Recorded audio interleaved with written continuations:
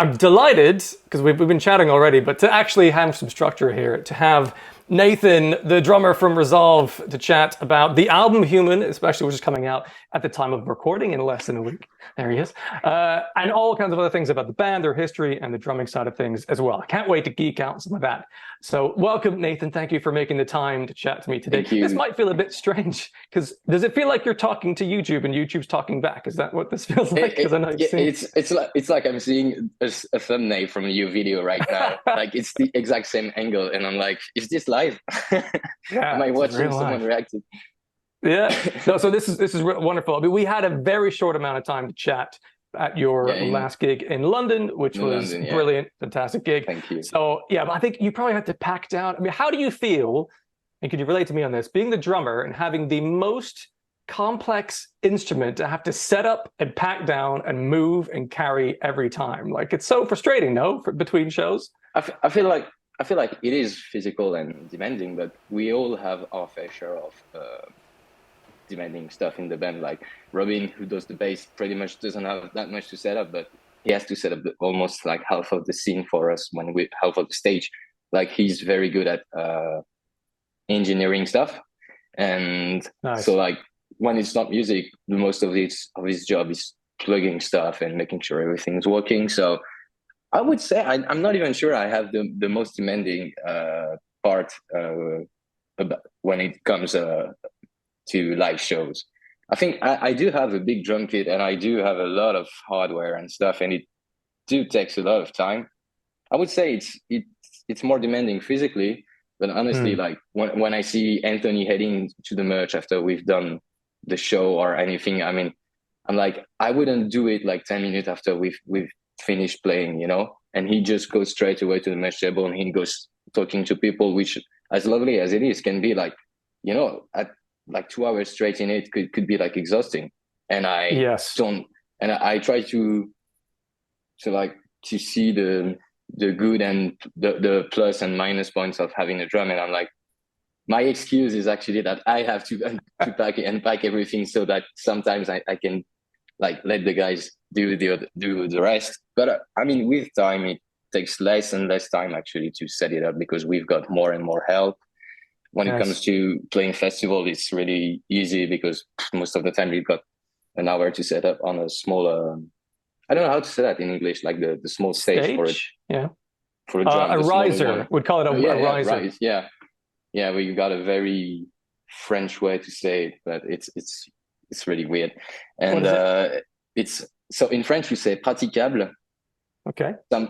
In the sense of something you can dispose the way you want. So it's pratique, like practic. Yeah. And like the how would I say that? The business way to say it is pratos.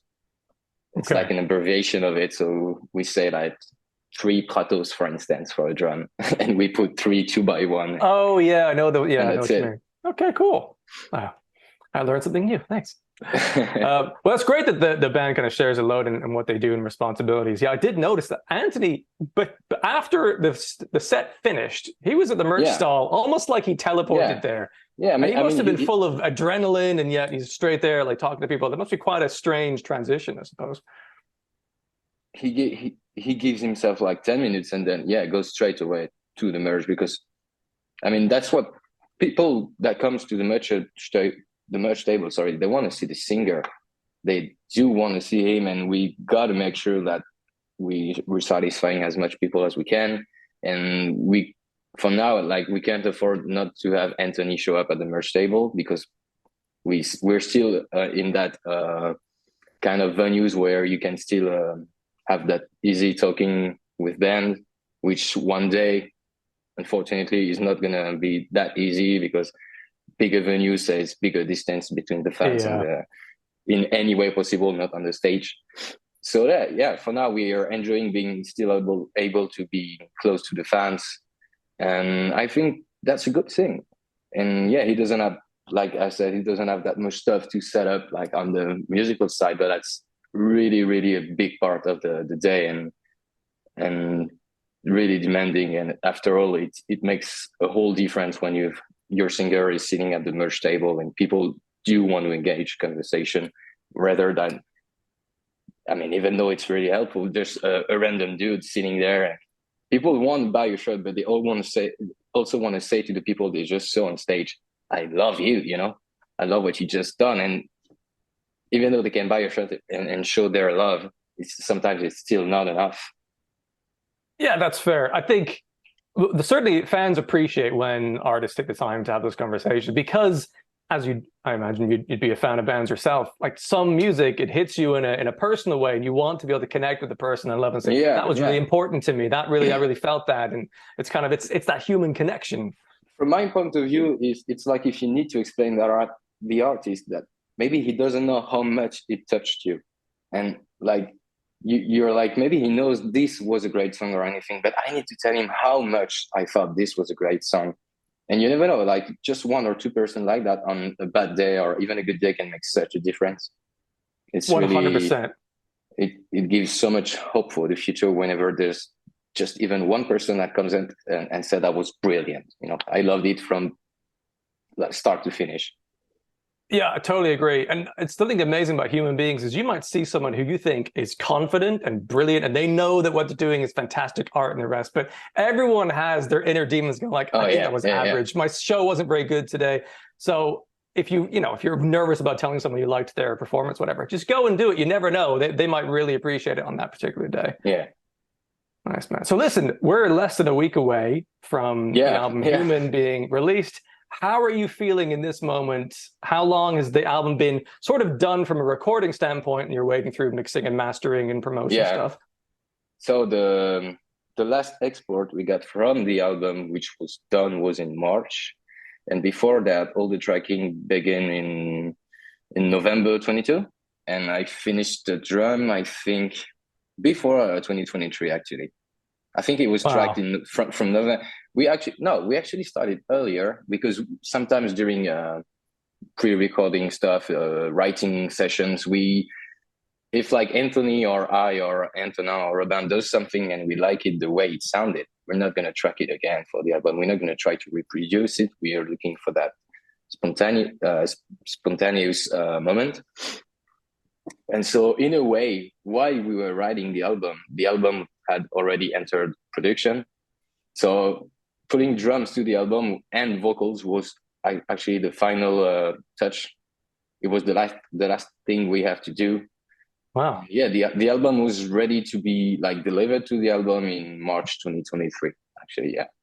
Wow. And how are you feeling about next week? Are you excited to go online on the Friday and see what people think? And well, right now I'm pretty excited considering also the amount of love and support we got from our last single, which was a featuring version with both the singer from Paleface and 1056. yes. And it really turned out to be a good song. It looks like people are enjoying it and it's making a lot of noise compared to the previous ones, at least at our Do you think level. that's Again, because of it's a slightly different flavor and tone? It's got kind of a rap element, which I don't think we've really had from Resolve before.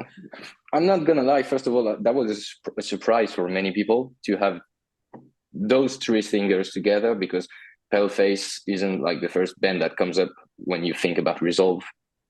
Not even 1056, even though we toured with them, it's like we're really softer than us, if you want to like say that way. I They're only like know doing one song by Paleface, and it was called "The Orphan." It was insanely fucking yeah. heavy. I mean, So yeah, just by one listen, you can tell they're not playing in the same yeah. area than us. It's more it's heavier and stuff, and there's tons of artists I think that people would have been less surprised for us to do a feature with. But I think it was a combination of a good surprise of also authentic friendship, because that's what we are. We all met on the road, whether it's one show or one tour. We have always like met each other several times apart. Once in Hellfest, once in Germany, or that show. So it's always about real connections. And also the song is, in my opinion, really, really great. Like all of them nailed their parts, and the vocals performance also are a big thing now. I feel like people get really enthusiastic about live vocal performance, I think a few Yeah, about that. singers. Was that a one take, It was, like yeah, yeah, in that room, and then yeah, tiny bit of yeah. production afterwards? It's Like, yeah. wow. It was so what it happened. So the from August 6th to August, I think 9th, Zelly and Aaron came to our studio. We did the recording like upstairs, and then downstairs you got the big warehouse. When after the song was done, we would shoot the whole video straight after. And yeah, there was two takes and like 2 takes and a half because like something went wrong at half of one of those. So we had basically 2 takes, and we chose the one that looked the and sounded the best, and that's it. Yeah, that's all live. And That's I think insane. I think it was like a great idea to do it straight away. And I mean, we didn't have the chance, but it turns out to be for the best because all the ideas were still fresh and everything was created really like a day before. So Wow. So you had the energy like ready. If you'd exactly, waited yeah, longer, it'd be kind of, you'd lose some of that exactly. immediacy. It's like trying to do a video for a song that you wrote 6 months ago and you don't feel it the same way, you know? Or like when I realized that when people would come up and interview you about like how was that single release, and I'm like, wow, that was such a long time ago. I don't even relate that much to it, you know? Yeah, So for sure. it got me thinking that we should always try to like when we have good ideas about a song, we should not stop there and try immediately to work on what's going to come with it, you know. Whereas video content or a way to tease it or whatever. So it's really good to do the whole thing straight away. I really liked it, and I think it paid off. And I think that's one of the reasons it paid off because all of this was so condensed. Yeah. Yeah, that's so exciting, man. I'm so impressed. I presume, because I don't think you said live in the title of the video. I think it was like a vocal performance or maybe one I take. think It's clear there's a one yeah, take, but yeah. okay. Because I assumed there would be maybe a live one take in a studio, and then you'd go to film it to have kind of that dynamic thing. But the fact that No, no, that no, was all in no. one Yeah, shot is impressive. yeah, There no. was one comment from someone who said, like, the audacity to call this a live performance. I don't think they realize how good those vocalists are. Oh Like, yeah, yeah. No. it's Like I insane. remember like Zelly and Aaron entering the studio, and you go. I remember Anthony saying like those guys, they found their voice in an instant, whereas he has to like kind of warm up, and sometimes he could be struggling to find the exact tone he wants. But you can tell, like for instance, Aaron's been doing this for ages, and he's like, Mm. okay, let's do it. Up, it comes out, and it's good, and he goes next to the next room, then comes back in like 5 seconds, and it's done. And then something more, okay, like this, just like this all day. Well, And everyone's different. I think what's different for them is it's the voice is biology. You can't really help what you have. Like yeah, some people might have to do more warm ups than other. But also, I imagine that Anthony, and you can tell me about this whether it's true or not. Is he more of a perfectionist? Does he have a certain tone he wants to hit, and he'll work it until oh he yeah. gets that? I get that impression. I think everyone is once you've heard yourself at a moment and you liked it, and if you can't reproduce it, that's what you're going to be always looking for. Yeah. And you know, there's certain parts of songs or certain live shows that he liked more. And I guess that if he is, of course, everybody always compares himself to each other. And I think that what most singer I think is like, I used to be better like 15 days ago. It used to sound better and better and better and stuff. And it's always like, if you listen to them, they're not always that cool. Or their voice is always like, how would I say, uh, like sorry, I'm looking for the right word. That's all But right. I mean, you get. I don't see if you see my point. Like, Is it kind of towards the end of a tour? Do they feel like their voice is weaker than it was, or more yeah, raspy, or? but on the other hand, like we could like do a party, and the next morning he would just rip it, you know, because he doesn't Yeah. think about it that much. And I think we all are a bit like that in Resolve. Like, I always, once I've done a drum take, want to do it again because I was like, it sounded better, but I actually just had a better idea. And you gotta know when to stop. And if we didn't, we would still be tracking, I think, like even right now. Yeah, that's the tricky thing with the modern era of recording. It is easier to just go like, let's do another take, let's do another one in isolation, or I'll just do a cymbal thing over here so it's nice and clean and slice that in. You could perfect everything to the nth degree.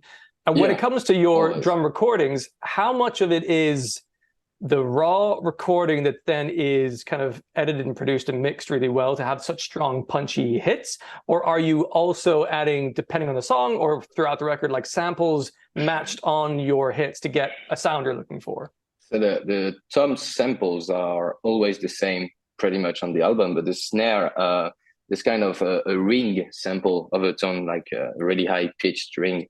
We tried to change it in between a few songs. The one that sounded the most aggressive of the higher pitched snare, I would say. Mm, It's pretty much the same snare, but it's just one sample that does a slight difference in the context. Like Older Days and the song Bloodlust have, I think, the most kind of Slipknotish snare, I would say, in a way. yeah, Uh, and some fatter overtones for songs like In Stones, Moonchild, and Continuum, for instance. right. Yeah, the more like But I'd say ballady, sort of a thud, more of a thud mid but thing made sense. most of it is like pretty much the same drum. I mean, it's not even a real drum in the sense of I tracked it using a knee drum kit, but I was using real cymbals at the same time. So Okay. the drum you're hearing in the album comes from actually Superior Drummer 3 Okay. and a mix of others, a few drum samples that Robin had in his library. And it's pretty much snares stacked on top of each other. Like I chose the body of this one, the ring of this one, That's so cool, man. and you can get like limitless with that. And also the tracking process is way much faster because first of all you don't have to tune your drums every morning. Yeah. And you don't have to check it again 2 or 3 hours later if you've done like a heavy track Yeah. or Good point. something. And everything is pretty much controlled compared to a real live drum where even if you hit properly, like the sound and the moment you track makes it that not a single drum part is going to sound the same. And you're looking for that kind of unity as much as also having variety in sound is important, especially Yeah. in the cymbals. Like I could not track an album with programmed cymbals. It Oh, you'd sounds hear too, it. It'd be so yeah, monotonous. it Just sounds, the same. yeah, it's Yeah. like the same attack every time. And that's in my opinion what makes the whole difference on drum parts on the album, whether the cymbals are real or not. So I was like, it should work as long as we get the real cymbals, because we were pretty unsure of what we were putting our hands into, because we didn't really know if someone had done that before, tracking with a knee drum.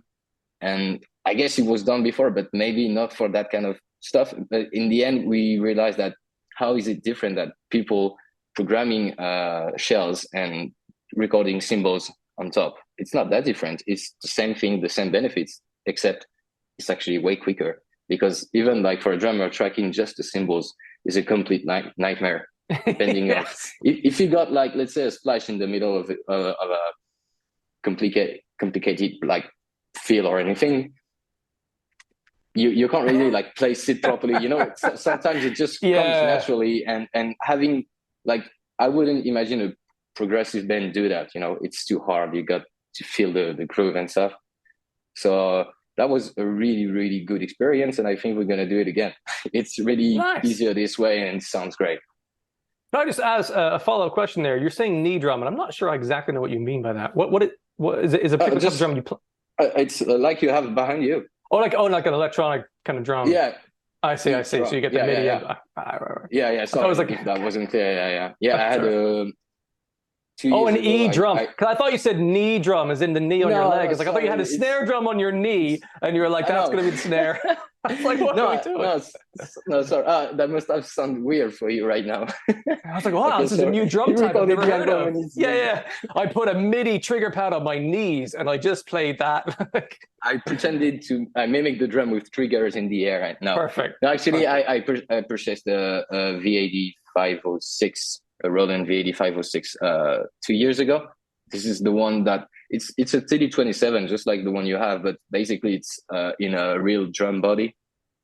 Oh yeah, So those you look got nice. the full size Yeah. shell, and it's looking nice and feels nice, really really nice. And I as soon as I touched it, I was like, I need to do something with it in Resolve, like whether it's live or for an album, which I think I knew already which one it was for.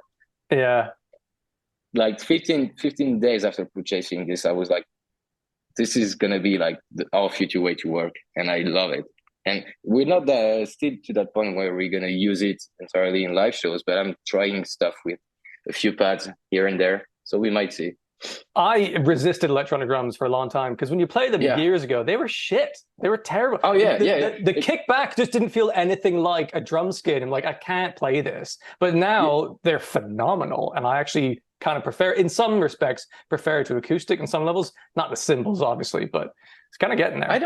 I don't really mind the cymbals, honestly. What really like gets me really off when I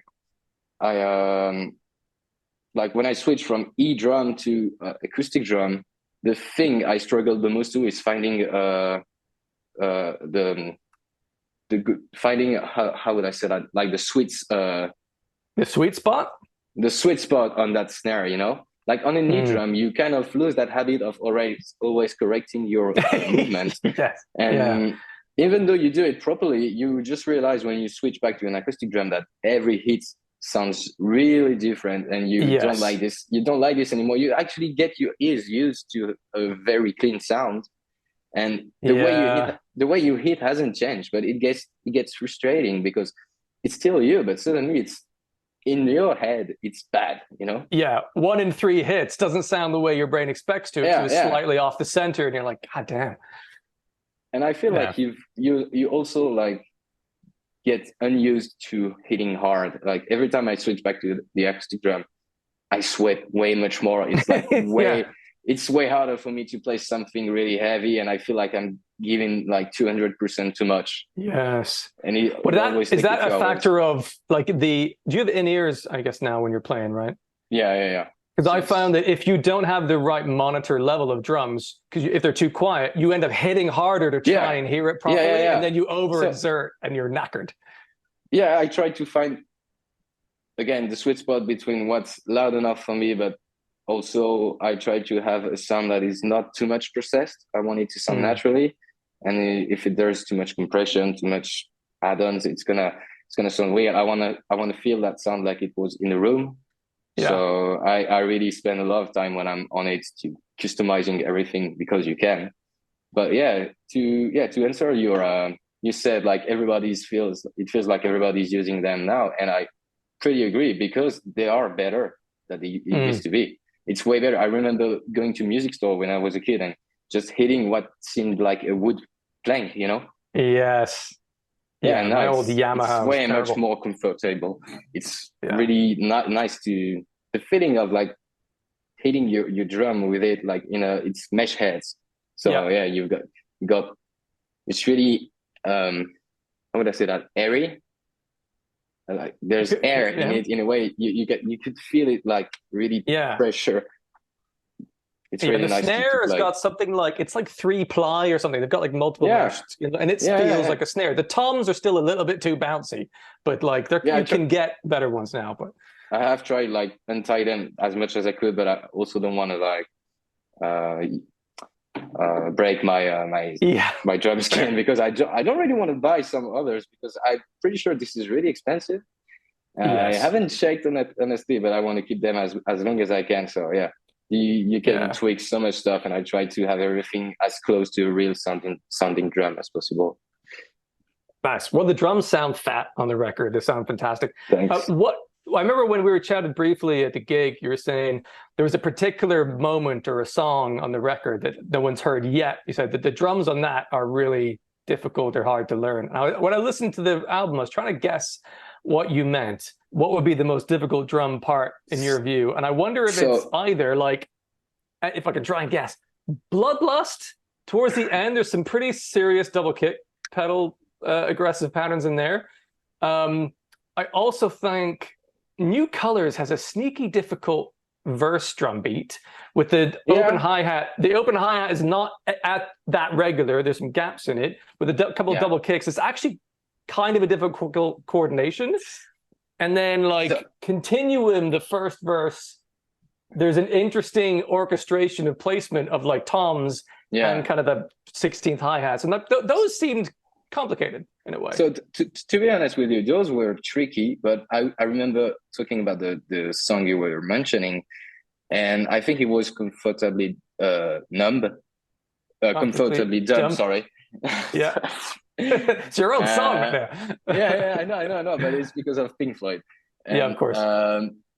it wasn't like this one wasn't the hardest to learn, but it was definitely the hardest to track because of the tempo. First of all, It's the like it's yeah, the yeah, almost pita pita blast pita beat pita. like yeah. There is some blast beats and also some Yeah. of the fastest right left I've ever done, I think.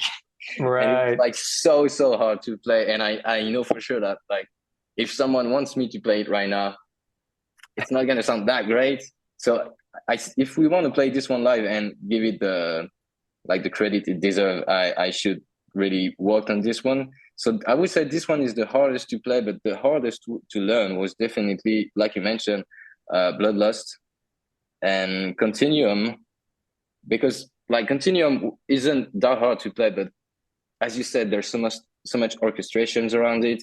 Once Yes. it's 12, then 16-inch tom, and then it's actually the opposite. Then you put the splash Right. FF3, and Yeah, there's not yeah. a single moment on that. Like it doesn't require a good technique, but a lot of soul on that song. Like Yeah. even the second verse and actually every verses and every chorus is different, and there's a lot of small ghost notes in the even on the cymbals and the snares. There's kind of a bit of everything. So I really wanted to have this implemented in the song, but on the other hand, it's those kind of stuff that are really difficult to have on track and really clean, Yeah. you know, because it's sometimes like I'm not the best drummer in the world, so those kind of details are sometimes random. Sometimes like those ghost notes will be too much or too rushing or dragging, and we tried every time on the record we ended up like erasing some technical parts and making it easier than it is. And I was always not unhappy about it, but I wanted to know like why can't I just like manage to have a complex drum part that also sound easy for the non-drummer listener, and it's Yes. also easy enough to track so that it doesn't like takes 2 days to track. Yeah. So That must so be I would difficult. Continuum is probably one of the songs I'm the most happy with the drum because of that, because it captured the fineness of the playing, but also like the heaviness, and there was nothing that we actually ended up switching for simpler parts, and I was really happy about it because I managed to really put everything I wanted into this song. But yeah, Nice. it's actually everything but metal. It's not metal drumming, not this one. It's I don't know. It's more groovy. It's a ballad, honestly. If you take away the breakdown, it's a ballad. Yeah. Yeah, fair. The heaviness towards the end of that song surprised me. I didn't think it was going to go there, but it was great. Yeah, Like yeah, yeah. that busy drum orchestrated part, it made me think of it. I think I called this out when I was reacting to the album. Made me think of Boiler by Limp Bizkit. You familiar with I'm that not. song? No, honestly, it made me I think have of John zero Limp Bizkit Otto Chocha. doing like the Boiler, the kind of because he is crossing arms and doing kind of some toms and some cymbals and things. It made me think of that. It's cool. The one of the biggest we actually call that like linear drumming, the way to like never have two hands playing on top of each other at the same time. It's always one individual member at each time. Mhm. So this was pretty much inspired by Mario Duplantier from Gojira, Oh the yeah, drummer for Gojira. He plays a he's very lot of good. stuff this way, yeah, and like I haven't always been like, oh, he's my favorite drummer, but in the end, he's always the one I end up watching videos to, and like every once in a while, I go on YouTube or wherever and just browse his old content on Instagram or whatever, because anything I feel he does is a great inspiration for me. And linear drumming feels he uses that a lot, and I've been trying that a lot. And every time I play this, I feel it sounds great.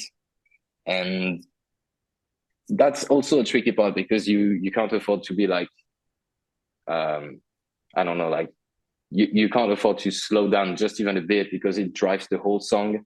This kind of pattern is risky because if you like, let's say if you just miss a hit, you could Yeah, just the whole thing falls apart. Yeah, lose track of where you are because the kicks are in group of three, so it's not that intuitive. Like it's not always on the 1 and the 4, you know. So it's a tricky drum part because you not the hardest to play, but once you're in it, you gotta do it. Yeah, that But makes sense. I can't imagine taking a beat like that and trying to do that thing of tracking just the simple hits of it. Like, how the fuck exactly, would you do? exactly.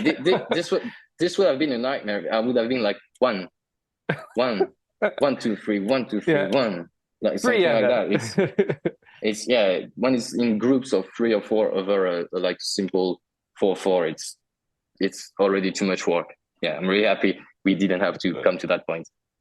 Nice. When it comes to playing live in your sets, and either this could be from songs that also include Human that you've not played yet, but is there a particular song or a piece within a song that you mentally sort of tighten up before you get to it? 'Cause you're like, I need to nail this. Yeah, there is one that's always like that. We don't always play it live, but whenever we play it live, it takes like what I do. So before the song Between Me and the Machine, Oh I yeah. realized that if I kind of I do kind of like some hyperventilation. Okay. I try to raise my level of adrenaline on purpose. I don't know if Right. that's I don't know if that's what happens, but it kind of wakes me up a bit more because most of the Mm. time it's toward the end of the set.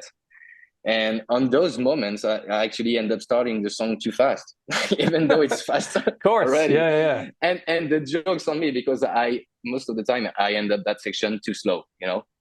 And so every time there's this is the one I relate to the most, but there's a lot of sections like this in the set where I'm like, okay, focus, just like for now, for those next 10 seconds, don't lose track of the kick of the click. Like the other band's members don't even exist. There are times where I have to like cancel everything around me for a bit, but Yeah. I feel it's like necessary because like I've noticed that sometimes even watching a bit, people can distract me from like doing a proper feel or anything. So I try to find the right balance between enjoying the show, but also like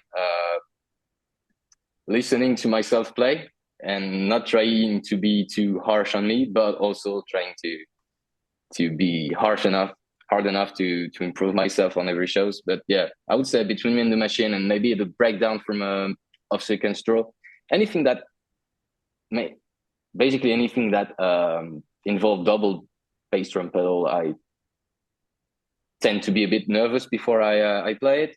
And the thing is, the less nervous you are, the better you're gonna play. So I just try Yeah. to keep that in mind. But also sometimes I've been too much lacking of discipline, and I was like, nah, this should be fine tonight. I don't need to warm up that much. And actually, this is the moment I messed it up the most. So then for the next 10 days, I'll be like, never again, you know? And I'll be straightening myself up again at those moments. And I feel it's never really gonna go away, but that's also, I mean, it comes from a good intention, you know? Yes. I You just care want to about do the result. what about the guy that came to see a show and I mean, he likes the whole band, but if he's a drummer and he's looking out to me like, oh, this guy's so great, and it turns out it was the worst show I've ever played. You know, I would feel bad for the guy who came just to see, let's say, the drummer, because I was also that guy that came to see a band, but oh, I only went for the drummer or the guitarist, you know, or the Yeah, singer, yeah. and you can't really afford to disappoint them. In my opinion, you never know when they're going to see you back. That's fair. Well, it's very nice to hear that you care to that extent. And it means you're going to I focus do. more on your performance and do your best. But I also would think that anyone that goes to see a show expecting, like, oh, it's one fill I really want to hear. And if you don't nail it, they should still be a fan of the band and yourself. Like, they're not going like, Yeah, well, then yeah, they're, yeah, yeah. but it's I nice. mean, there's always going to be that guy on Reddit or YouTube that's going to say, I saw them live in Hamburg and the fit was perfect. You know, Yeah, yeah, don't worry, he's okay. exactly. No, I mean, I was so excited that you played Between Me and the Machine live when I saw you guys. 'Cause it's a beast of a song. It's such an I'm epic. I'm bummed right now because we won't get to play it for a while. Like we haven't put it on our set list for the French headlining shows. You've But got the too thing many good is, songs. What are you gonna do? Like, you can't play them exactly. all. You No, can't- actually, we're starting to realize that we gotta Until you like have like take large, like some larger out. headline things. Yeah, yeah. Yeah, but like even for now, like the set we're gonna play is 50. I mean, I think I could say it is like twice what we used to play Wow. on an opener slot or even tour support show. Yeah. If it's about an hour and so. So like if we Serious. added if we wanted to add Between Me and the Machine, that would mean That's three taking off songs. Yeah, yeah, pretty much, basically. yeah, two songs or two short or three short songs, yeah. So Yeah. that's as much as I hate it, it's for the best actually. And we're actually playing a lot of shows from a lot of songs from the new album on those Nice. shows. So it's actually for the better. Which ones are you most excited about playing for the first time? Actually, we just finished rehearsals yesterday, Mhm. and as the more we were playing Continuum, the more we you got me to spoil one of the song on the set. The more we were playing Continuum, actually, the more we were enjoying it. It feels like as you said, like you don't expect the heavy to come in after two Yeah. minutes, but it comes in and it feels natural. It doesn't feel like it's hey, Yes. by the way. It doesn't feel like by the way we're a metal band and we need to remind this. Yeah. It No, wasn't token at all. and It made sense. I feel it's a pretty good experience to watch live because we've added a few stuff. We really worked around the hypno- hypnotic vibe of the at the beginning. We try to really work on that, take advantage of that, and yeah, I think Continuum is as much of a journey as Between Me and the Machine was. Honestly, like it did the same effect to me when the first time we finished playing it. I was like, wow, so much thing happened. Like even on Yeah. the drums, I love to play it. Like it's simple stuff, basic. Like it's the right tempo, the one I'm feeling the most like dancing on. Sometimes when you're playing and you're bouncing over what you're playing, it's Yeah, yeah, really yeah. you're Feeling it. really enjoying. And this one is all about that. And I would say, Human. Honestly, this song's like the first time I heard Human, I pictured it live, like instantly. I was like, Yeah. this is like when I think pretty much everyone when he hears a song is gonna be like, oh, I can't wait to play it live, or I'm Yeah. already seeing what it's gonna look like. But I was like, this is gonna be the intro on the album. This is gonna be the intro of our set. This is gonna be the intro of Mm, everything because it. I think it just rips to start the show like this, and I yeah. think it was kind of obvious we were gonna do it this way because How this good is must it such. feel? Sorry, to the Inhuman when you launch into. I think it's like a second verse when it's sort of 16th high hats. Oh yeah, yeah. That must feel like pure energy This is fireball. this is awesome, but also this is one of the part that gets frustrating because it's one of those drum part when you have to be really on the click, and everything is actually on the kick and snare together, and the slightest flam you're gonna hear on the hi-hat or anything because we have so much layers on top of each other. If you have something Right. that isn't played really on, and this is the time the kind of moment on the show that I know I'll be overthinking way too much, Okay. and but it is like really really pleasant to have that boom boom boom. It's Yeah. really, Driving. yeah, I don't know how, I don't know how to say that. Like gets you to move like instantly. Mm. And even when you play it, like this is the kind of you really like a song when even when you're playing it, you want to be in the crowd and actually enjoy it as a listener. And I'm pretty sure those two songs are going to do like they're going to have a great effect on the show. The first one, I'm really confident it's going to be like excellent. A Those shows surprise. are those shows are going to be great. I'm sure the Oh yeah, no Paris doubt. Lyon show especially are going to be insane. Amazing, man. Very cool. Yeah, I mean, we can talk about because this interview won't go out until the album's out anyway. But Yeah, yeah.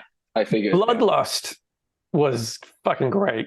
That's a fucking great song because it had kind of the new flavors in it. It almost had that sort of hip hop feel to it in the verses, which is a surprise. Oh But the yeah, killer yeah, guitar yeah. riffs like you'd have in Death Awaits, but it also has some punch and fire to it. Like It's it really, had everything. it's really funny you mentioned the hip hop vibe because as soon as as Anthony was striking the first verse, we all had that feeling where it was like Mike Shinoda tracking stuff in the vocal booth, and we're like, here you go, we're doing actually some Linkin Park for now. Yeah, it was That's really weird, awesome. but I agree with you, and I feel you can like find it out on other songs, but yeah, we wanted to try something different. You know, that it isn't just clean vocals of a verse or let's scream it. No, if you scream it and then the moment the chorus arrives or the next breakdowns arrive with a lot of screams, it actually loses value because you've screamed Yes. so much before. You know, Yes. so we really wanted to like when we try vocal stuff, the first thing that comes to mind isn't like screaming. It's what can we do? Should we talk? Should we just sing over it? And Mm. there was a lot of moments where we, in like in previous time, where we tried to do that kind of verses with kind of a rapping vibe, and it actually never really worked, or maybe we weren't really good enough or really into it at the moment. But it actually worked well on Bloodlust. We're kind of unsure, I remember, about this at first. And it's actually, I think it's enjoyable. I think it's okay. Yeah. No, I would agree. I would definitely agree. In terms of that kind of trying different sounds and things, do you in the band have a kind of directional arc you'd like to go along? Or when you're writing new songs, is it just a case of what am I feeling right now? What do I want to try right now? Like how much of it is designed? How much of it is incidental for where you want to go musically? So as soon as the first demo of the album is ready, we already like try to imagine where it should be on the track list, even though we don't have anything else. Like we always try to imagine the album, but like in the big picture, you know, like when we have three demos, we're like, okay, so what are we missing? What kind of vibe do we want more for now? Like if the Mm. album was only those three songs, what should be the fourth one? And then if the album was only those four songs, what should be the fifth one? You know, it's like, and I feel like doing it this way makes every song potential singles. There's no really, we don't really try to like make a quick result song or anything. We don't really like it. We wouldn't really let it happen because we too careful for that. We really want every song to have the proper amount of time and care that it deserves. So yeah, we always try to imagine it, but like with the whole album in mind. Like for instance, as soon as Moonchild was a thing, we knew like there was 90% chance to find it at the end of the album because first of all, that's something that is it's a bit it's weird, but it's something that people would like accept more easily if a special song is at the end of the album, you know, rather than just in the middle or like they would understand that we try to take risk on something at the end of the album. Like, okay, whatever happens now, you've enjoyed it, and if you don't enjoy this one, it's okay. But I feel like some songs, you know, are gonna be you know when you've got the opener from the album, for instance, we knew when we had Mm. Human, we were like, oh, this is going to be the first song. No matter what comes up next, we know this is going to, it gave us that vibe. And we always try to think like, we don't want to have too much similar songs, but also like,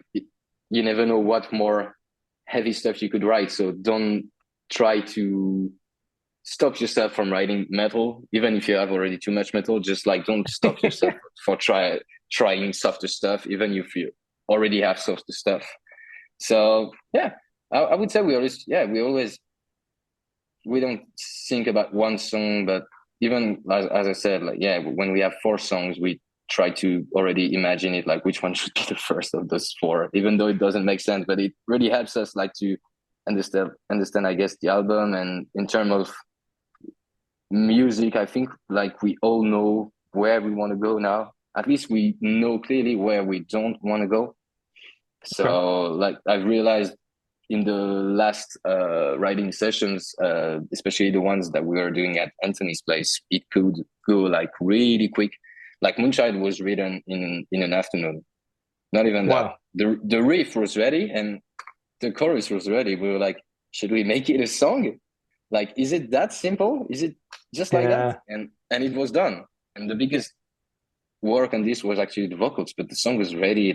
Like it's the simplest drum pattern that exists. It's like I could even feel that when you did it, yeah. but you kind of the song needs that. I think it needs the space. Mm, It's kind of a mm, ballad, and I think you've done a great job at not overcomplicating it for that impact. I think it really exactly. worked. Yeah, yeah. I love that song. I wanted, that kind of song, that if we were a big arena band playing huge shows, this would be like one of the hits, Yes, this is like Like, pyramid stage at Glastonbury. Everyone, let's sing as one. You know? yeah, exactly. So this is where the la la la la la comes from. Everybody's singing and stuff. It's really like we wanted people to understand that this song was made to just scream your heart out to the stage. And on that song, actually, and again, if anyone's watching this and not heard the album yet, go listen to the album first and come back to this moment. The ending of Moonchild.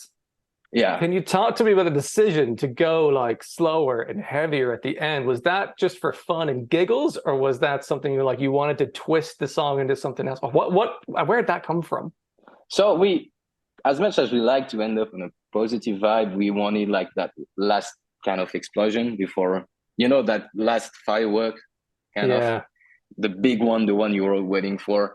And we used to not really do that kind of drop tempo stuff where you would go slower and slower. And we actually tried it once live and we beginning to enjoy it more and more. And I think we're going to use it actually way more in the future. Maybe not, but we're not against that anymore, at least. And this is something that actually works really well. We wanted to have that feeling of the musician playing in their garage and just that's where the first the crescendo and the cymbal starts. The song starts this way. This is really a kind of, you have to picture the guy sitting on the drums and doing the 1, 2, 3, 4, and just like you got to picture the guys on the stage or in the band practice room, just having fun, playing together and trying to go as low and heavy as possible. And it's like the bouquet final from a firework, kind of. I think it also works thematically in a way because the album opens with human, and it's kind of it feels very of the moment in the time. Like humanity is sort of at stake. It's always at stake, but like with AI and what is human, all that stuff. And then we're kind of exploring that. And at the end, everything's kind of grinding to like a heavy halt. And like, are we in danger? It kind of had that sort of arc to it as well, which is kind of cool. I thought. It's funny you mentioned AI because the cover was actually done. The first draft for the album cover was actually done on DALL-E, which is the picture version of ChatGPT. Cool. So the small design you're seeing in the center is actually the AI version, but redone on Blender by an artist and enhanced in every way you could think of. And then it's actually gotten wider. We actually extended it so we could use it on a larger visual or on a backdrop or anything. And we also wanted to have as much workable space as we could. But yeah, the core from the album artwork is actually from AI, which is ironic because the album's good. Yeah. But this is pretty much you did it. Like you summed up pretty much what this old song is all about. Nice. And well, it's go on. Like I was gonna say, basically it reminds me kind of I don't know if Pinocchio in English. Yeah. It reminds me of Pinocchio who wants to be a real boy, but actually ends up having more humanity than some humans in the tale, at least like in the tale from Disney. But that same way, the character we are talking about in this music, human, is like he wants to be more human, and he's trying to cope with all the feelings that we're feeling every day. And yeah, the idea is that like sometimes humans aren't as human as they say they are, and sometimes artificial intelligence is sometimes even have more empathy than you. I mean, we're not to that point yet, but it's like it's coming. What makes you human in the end, And yeah, it's again a very kind of science fiction topic, and we are a big fan of the stuff, like very kind of dystopic topic. Nice. Is it dystopic? I don't think Yeah, we could well, say. Yeah, dystopian. dystopian. Yeah, sorry. Yeah, I know the band, like for instance, Muse do that a lot. yeah. That's one of the most current theme of their albums, and I think it's something that speaks to a large amount of people more and more with like projects like cyberpunk and stuff. People are already getting into that like superhuman and mix between computer and real brain. I don't know how to Yeah. say that. Like really, The next 20 years are going to be really kind of weird, I yeah. think. We're actually in the future. That's it. We're This there. It's 2023. This is like that's a year that when I was a kid, I was like, that's far future. We're in it now. It's really weird. What bands are you listening to these days? How much are you drawing influences from what's out there, and how much are you trying to carve your own path? And like who's top of mind when it comes to? I see you've got your Sleep Token vinyl in the background. Are they high on your list of bands you listen to? So a lot. Yeah, it's always surprising how I don't always listen straight away to the singles that come out from Sleep Token, but when the album comes out, I won't necessarily like go straight ahead in it, but the moment I press play on it, every time I fell in love. And every time a Sleep Token album was dropping, I would just listen to it and nothing else for maybe a month sometimes. Yeah, I can relate. I mean, not nothing else, but it's like you put your AirPods on and the first thing that comes up is at least one or two songs of Sleep Token. And now I actually replaced Sleep Token with Post Malone last album. I love it. I don't know if you've listened to Post Malone. I don't know then. No. They're called Postmodern? Post Malone. Oh, Post Malone.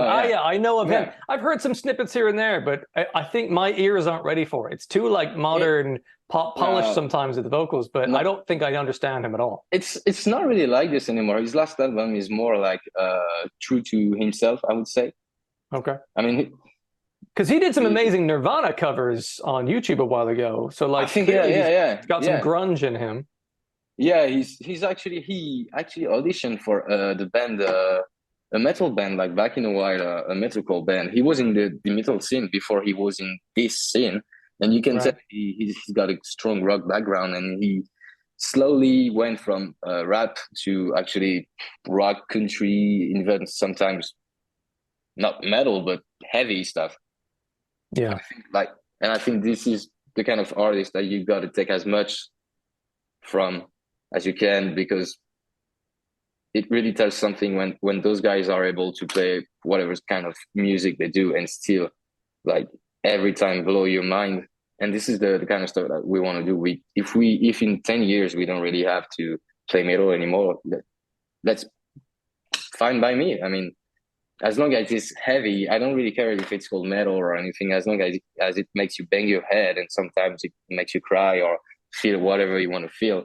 I think we're gonna stay forever a heavy band, but we get inspiration from everything, everywhere, all at once. Sorry, a lot of movies like Interstellar. Every time you're actually missing inspiration, you can just watch a few Christopher Nolan movies or even Matrix, and you've got so much topics to talk about. Fair.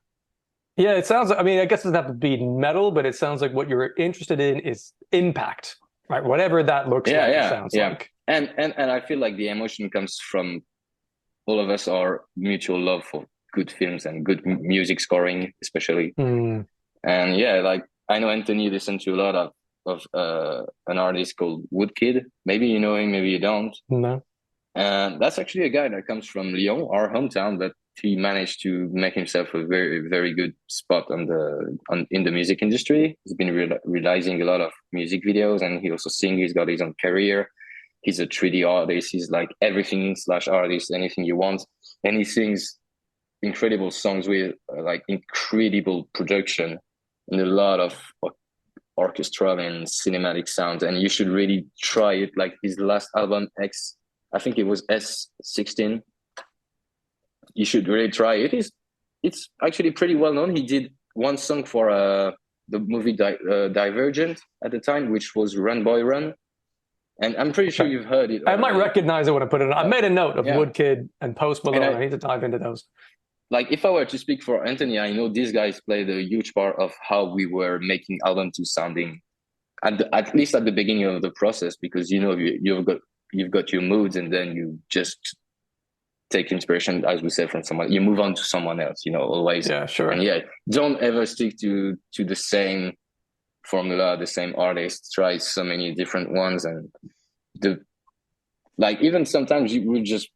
I don't really browse playlists to find the good music I want, and I just most of the time, I would browse YouTube or just like try. Even Instagram right now is I realize more and more like just I take more and more inspirations like for drumming from Yeah. people on There's a lot of Instagram great drummers on and there. Yeah. even on music actually. Like when you're scrolling through the reels and you see some pretty crazy riffs from some guitarists, and you're like, we need to try something like that. And then even though you forgot the riff, it sticks in your head, and you're Of like with the course. guy. So I heard this thing and it gave me this vibe, and I want to do the same thing but without copying the homework. Of course. And it comes a lot from challenges, small challenges we kind of impose to us. And like if we want to say, okay, like I've always wanted to have that choir sound, like gospel voices, and we finally had it in stone at some moment. And this is stuff that we tried before in the past but never worked. But because it was still a thing, every time we were in a writing session, there was always that moment where we might try to Now go can in we that do it? direction. Now can we do it? Yeah, it's like Yeah. you've got a bucket list of stuff that you still haven't done, and it's problematic, but at the same time, it's also a good help to know. Oh, wait, we also wanted to do this. So how can we make like a great context in a song where we can bring this on the table? And sometimes I feel like this is some of the most stimulating way to have us write something and overcome ourselves. But also we try not to fight too much against our ideas. Like if it's been 3 hours, we're trying to make anything works after this part and it still doesn't work, then maybe the whole song just should go to trash, and maybe we should just pick the best riff we had of it, or just the chorus. That's it, and we start from fresh ideas. Or you may find it years later, and then you're ready to make it into the song. That's sometimes it happens. Yeah, there's always those few demos that we didn't really like on album one that we always try to come back to on album two. And I'm pretty sure Anthony is gonna have a lot of riffs idea for album three.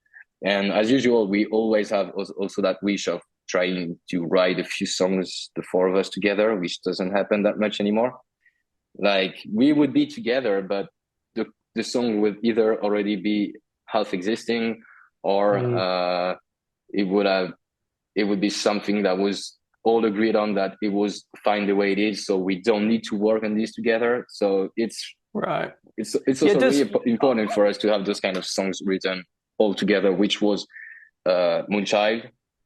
Right. Yeah. Moonchild was mainly Anthony, but he didn't want it at first in the song because he was like, no, this is way too easy. And this was actually such a great vibe. It's very, some of the simplest moments are the most effective, but because, especially with your band, you have other moments to counterbalance it, which is why it stands out and it is effective and is a nice relief for the ear after something like Comfortably Dumb. You're like, holy shit, like In Stone is a fucking great moment in the album as well, because it gives you a bit of space halfway through to be like, what, beautiful. Did I remember hearing like string instruments, like violins and shit in that one, or am I just... Yeah. There's a bit of everything. Yeah. There's actually so did you hear the voice of Anthony over the solo? I think I did. There was some I want to say there was like a guitar solo that had a sort of voice that was backing it up. I think I picked that out. I was like, what is that? Yeah. So the idea is like he's soloing over the guitar, but also on the voice. So it's guitars and vocals can sometimes, strings actually sometimes sound really close to human voice. And it fit together so well if we actually blend it, and it sounds like a guitar but with the way much more expression this way. Because nothing beats human sound in terms of expression. So the solo is almost as much a singing part as a guitar part. And there's definitely tons of violins, but there's violins and I mean, there were those kinds of violence before in the album. I wouldn't say it's on every song, but if you could have the track by track, you would see that there's a tons of string Right. instruments every time. You had Nice. to. This is part of a sound. That's It's what's a tricky. big sound. Yeah, our sound I feel isn't just about the guitar sound or the way the singer sings. I mean, even though it had a lot, what's part of our style is to actually have a ton of stuff happening at the same time. So this is what we're the most proud of, but also sometimes what's the like this is also sometimes really, I wouldn't say scary, but tricky for us, because we, as you said, we love having such a diverse album, but at the same time, going from In Stone to Comfortably Dumb to Ignite, sometimes I'm It's like, so crazy. what have we done, And at the same time, at the same time, I'm like, well, we've done something that I don't see that much happening. So such variety, honestly, there's a lot of variety. Maybe the thing is, I'm saying is maybe too much actually. I don't know how Oh. to. I feel like it is a great album, but we need to still find more of a common trait between every song. I feel like maybe Well, it's too diverse. I don't know, but I mean, if people love it this way, it's fine. And all I want is diversity in music. But sometimes I know some people dislike exactly that, the fact that it's not one band with one particular style and one particular sound, and the fact that you try to be many things at once is both an advantage, as also I think like maybe in some people's mind a disadvantage. well, I mean, I've used an hour of your time, so I'll try and close this and stuff. But even I could talk to you for ages, but I'm not sure my laptop will survive. Because I'm trying this recording setup. But on that, I would say, one, some people are going to want a band to make the same songs again and again and again and again. Fine, they're welcome to do that. Some fans want a band to progress and try different things all the time. Yeah. You cannot appease both of those groups at the same time. So what you should do absolutely. is focus on, feel the feedback and see what people enjoy, but also carve your own path and do your own thing, because exactly. the audience will come with you if they're the right audience. But also I would say, I don't think you've added too much. I think it's a phenomenal album. I wouldn't worry about that. I think I love the epicness of the sound and the details in the lyrics, especially as a musician, just picking up on all that stuff is a joy. But I also think it's really effective, and there's plenty of space in there. And I love the dynamic variety within there. And I think what's great about you worrying, is it too much? What can we do differently? Is why you're a creative person and musician, because that helps you think about what are the next songs you're going to write. If you think you've just nailed it, then you're like, well, then we'll never write another album. Because like, we stick to that because we'll never be able to do better. Yeah, I know. It's I think it's everybody thinks the same, honestly, whether you actually try to diverse or not. But I think in the end, like we're always concerned about that, but so far it paid off, as you said. So we're not gonna like always put that like question ourselves about it. I know like once this is gonna be, it's already like a thing. I know at our square, I know people know what to expect in a way. People that knows us a bit or as big fans, they know that they're not gonna have kind of like a only metal songs album. Sure. They know they're gonna have something that is rich, and yeah, this is something we really like. That really, I think, how would I say that? Like, put us aside from other bands. But at the same time, yeah, it's still like, what if someone finds In Stone but not the rest? Like someone ends up on In Stone, but what if he's a metalhead and he wants to listen to a metal album and he thinks this is not a metal album because of this song? You never know. But I'm thinking too much. But yeah. The goal is to have them listen to the whole album anyway. For sure. And well, they shall very soon. I'm excited to see what others think as well. It's as I said, it's a fantastic record. I spoiler alert for you. I gave it the masterpiece nod. I thought it was really a phenomenal collection of songs. You've done a really great job with that. And it's been an absolute pleasure to talk to you about your drumming, the details in the band today. So thank you again for that time. Thank you very much. What song do you think is your favorite from the That's what album? makes it so hard because I've got quite a wide taste. So I love songs like Moonchild as much as I love Ah, songs I like was Bloodlust. I was gonna Like, say like, what's your favorite song and why is it Moonchild? Just like for the joking, but I was expecting you to like this one, honestly. Like yeah, I mean, I know you would understand why we've done that and not something else. It's also like in a way to kind of recall of Forever Yours at the end of the first album, which is sure, also great way song, more, fucking which is amazing also song a for way yeah. more positive vibe than the whole rest of the record. And we kind of try to reproduce that, but without trying to rewrite Forever No, of Yours, course, actually. of course.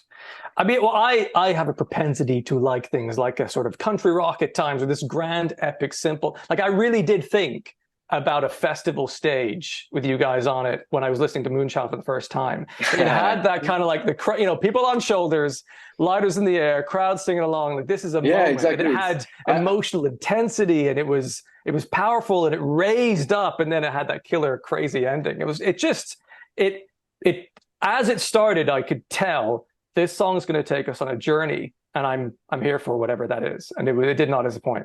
It was great. to be honest, I want us to be big enough to have some like pyrotechny on stage before this song is dead, before we do the Yeah. fifth album or something and no one's listened to the songs anymore. But yeah, I really want that song to have the proper uh, um, live experience it deserves. Yeah. I feel That's going like to be a moment. You're going to feel that in the yeah, room. And yeah, I hope I so. think the I audience, really I hope so. think, will feel connected to each other in that moment. And that's my favorite thing about live music. It isn't just people playing some music. Because you're there with other human beings, there's something, it's the closest thing I can think of to like a Yeah, supernatural or religious experience. Is like there's that connective, we're all feeling this together absolutely. thing, you know?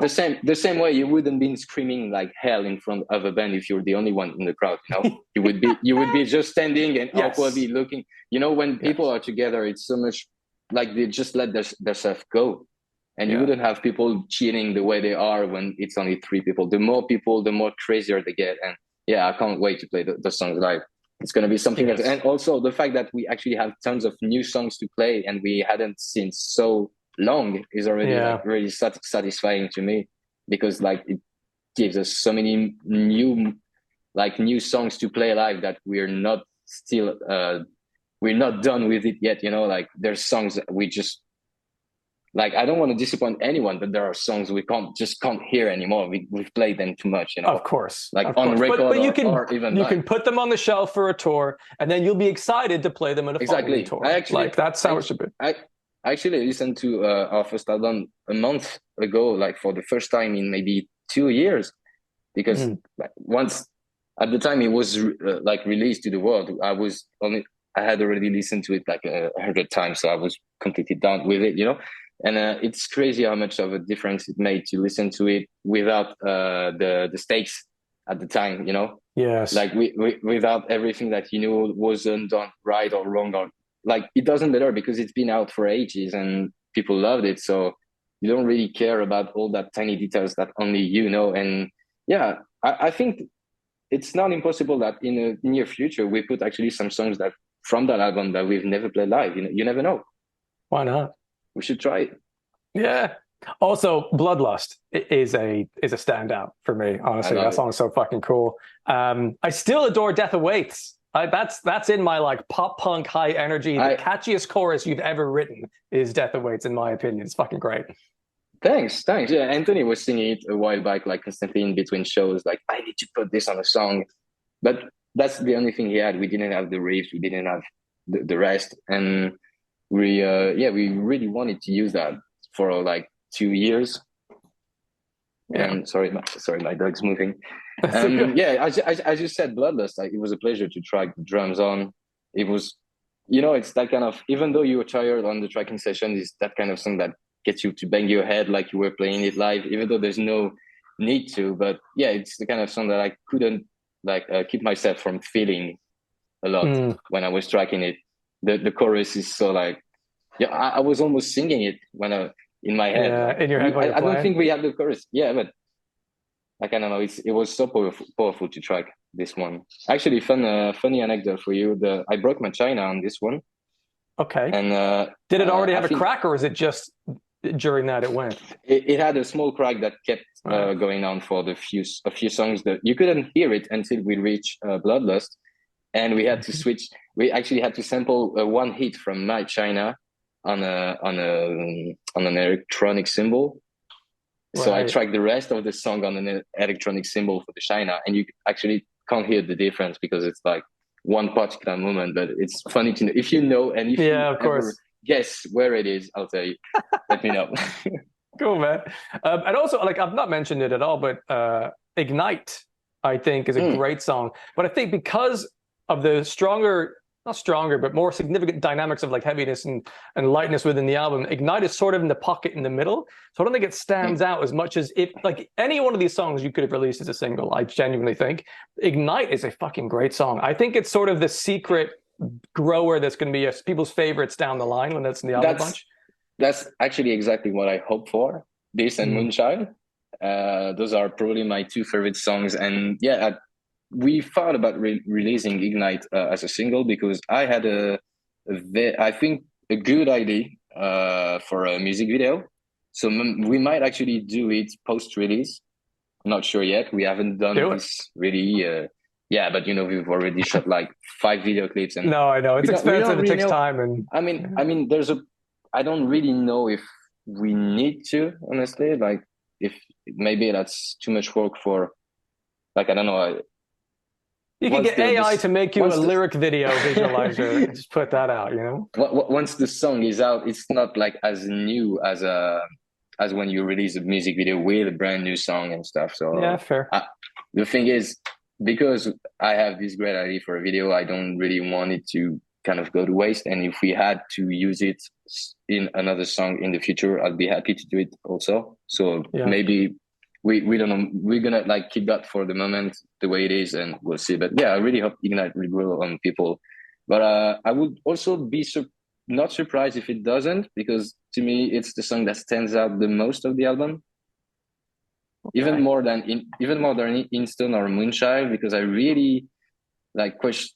I really feel like on this one, this is one I love the most, but I'm not really feel this is the one that the usual metal fans or even Rizzle fan are going to be looking for when they dive into the album. Maybe, but that's fine. You know, Yeah, yeah. I think it fits. I think it fits well. In my opinion, it's like a good breath of fresh air when you listen to the whole album from start to finish. So it works, and I love the song, and I would have. There's no way I would have not have it on the record anyway.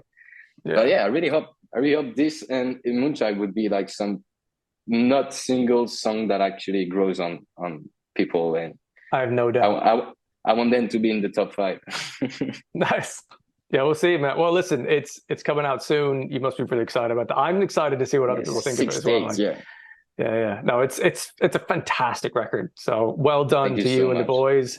I'm hoping. I imagine you'll come back to the UK at some point. I'll definitely try and come along and see your tour if you do.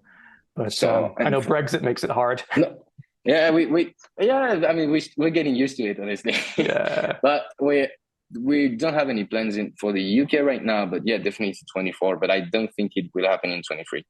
Yeah, it yeah, should be yeah. That's spring next year or something like that, before cool, the man. summer at least. Well, I can't wait. Well, I'm excited for everyone who gets to go to your next tour and wherever that's happening.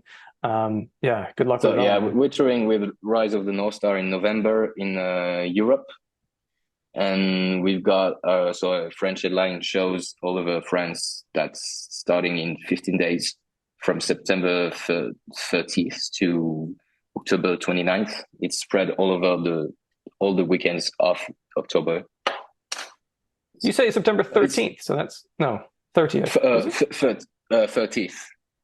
Oh yeah, So yeah. Great. it's like every weekend starting from September Right, to right. October. Actually, we're gonna play shows in France, Paris, Lyon, Lille, Toulouse.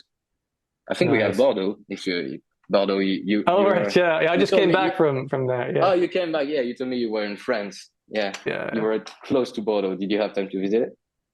No, no. We just flew out of that. We flew into Bergerac, out of Bordeaux. They're kind of in the countryside, in the middle of fucking nowhere, near like Bertiac and Angoulême.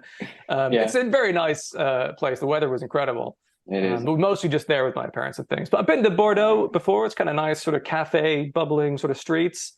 Yeah, a Been to a lot. few A lot. places in It's a France. lot like that. Yeah, I think it's Way like back in the day when I was in a pop punk band, I was the singer guitarist, would you believe? We did a tour of France. I think we played 3, maybe 4 I like the gigs. tour.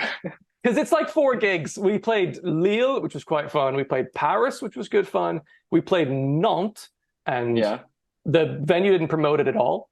And we had no one on the ground to help us with that at all. We literally went to the nearby bars and went, "Hi, would you like a free gig? So please buy some drinks so that the bar can be open and people can actually enjoy it." So yeah, it was tough. But that's tour. That's tour in the very early stages, like. Yeah, and then you have to drive home from Bordeaux to Oh my God, London it's so or far. something. So far. It is. Yeah. It's horrible. Yeah, that was the olden days. But yeah, man. Well, thanks for the chat. I know we spent a lot more time here than I'd asked. No, Really it's all right. Thanks a lot for having me. No, it's been a joy, especially of this moment in this time when your album's about to come out, and I think it's so good. I genuinely think, you know, when a band goes, "It's been 10 years since X album," or "It's been 20 years since X album. We're going to do this tour and we're going to play that album in full." I feel like this album is of that level that years from now you might do a tour that is like this album start to finish. I think it is that kind of record. So like the album that people are gonna say after this one, it was never again the same, or like they sold Not what I'm soul after saying. this one. Not what I'm saying. It's not that I don't have hope for better albums in future. Yeah, but I think this is when it comes together. Like, you know, a Black Album by Metallica. It's like there's still great stuff afterwards that people will prefer. But it's everything nice. feels It's like nice it's coming together, and the popularity of the band is getting to such a kind of crescendo of its growth. I think this is a great launching point, man. I'm excited for you. I gotta think that this is gonna mark like an even bigger departure from Between Me and the Machine that Between Me and the Machine was from the previous EPs and single we had. But also, like, it's really hard to realize it because we went, actually, I mean, Between Me and the Machine was released during COVID. So we went from no shows to shows, but which makes sense at the time. But I don't think we're going to like feel the difference right away. But yeah, I'm pretty hopeful for the future right now because I see more and more people talking about us on Reddit and YouTube comments, and people sometimes sharing backstories that we've told in a bit of an interview back in, wow, who knows which year, you know, but it like really shows that people are starting to pay more and more attention, and it's really pleasing to see. That's great, man. Well, it's well deserved. Congrats again on the album, and thank you so very much much for the chat. It's been great, man. Cheers.